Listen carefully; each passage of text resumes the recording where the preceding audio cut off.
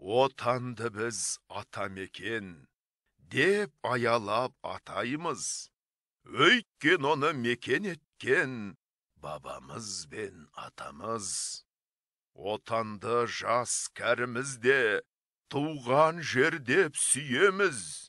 Өйткен онда бәрімізде туып өмір сүреміз. Отан дәркім анасындай қастерлейді, қолдайды. Өйткен отан баласындай бізді асырап.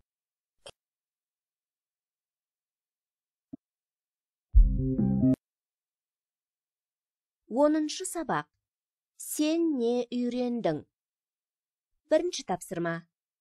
Тыңда, сұрақтарға жауап бер.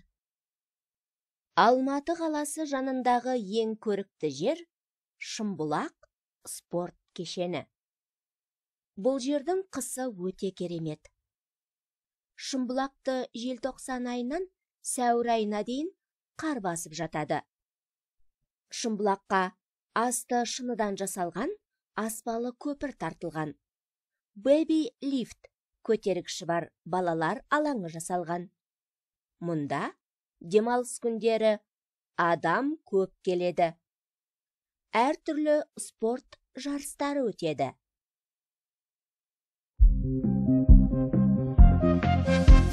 Жазда апамның ауылына барып едім қыдырып, бір қошақында